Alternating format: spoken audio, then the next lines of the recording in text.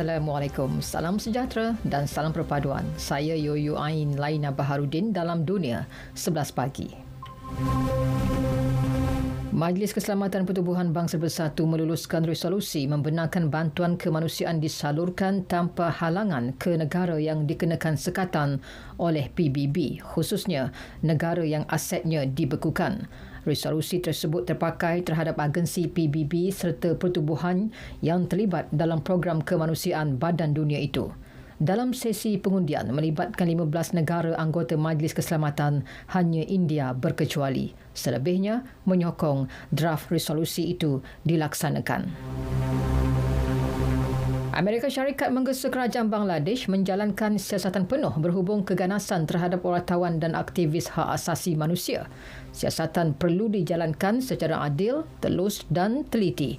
Gesaan dibuat menjelang demonstrasi politik yang dirancang oleh dua parti pembangkang terbesar di Dhaka hari ini. White House dalam satu kenyataan turut meminta semua pihak menghormati undang-undang serta mengelak daripada melakukan keganasan. Dalam perkembangan lain, White House mengumumkan pakej bantuan baharu bernilai $275 juta bagi membantu Ukraine memperkasa sistem pertahanan udaranya.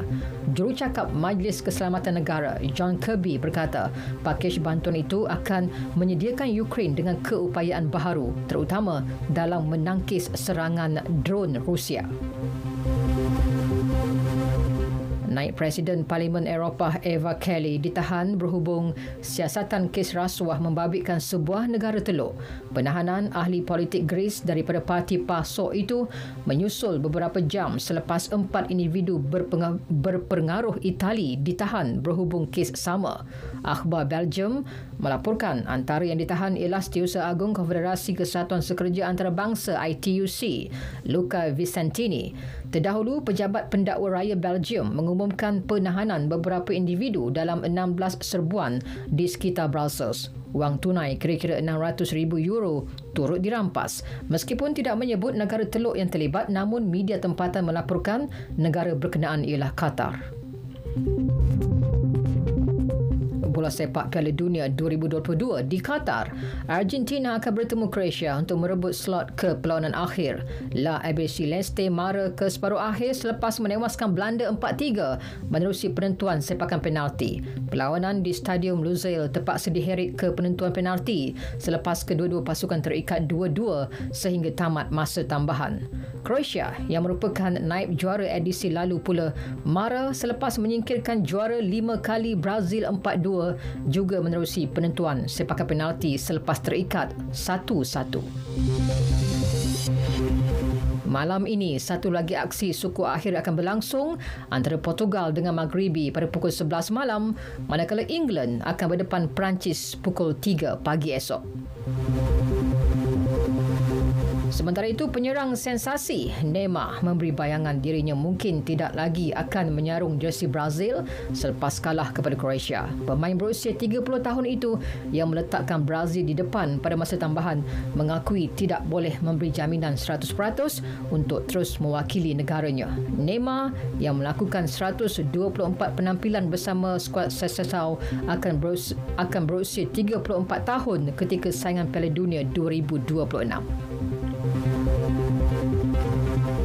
Beralih ke perlawanan antarabangsa Tier 1 di Stadium Nasional Bukit Jalil. Malaysia menumpaskan Kemboja 4-0 meskipun beraksi tanpa ramai pemain utama, skuad Harimau Melaya masih mampu mencatat kemenangan selesa di hadapan lebih 8,000 penyokong sekaligus mengekalkan rekod cemerlang berdepan skuad Anchor Warriors apabila memenangi kesemua pertemuan dalam tempoh 50 tahun sejak 1970.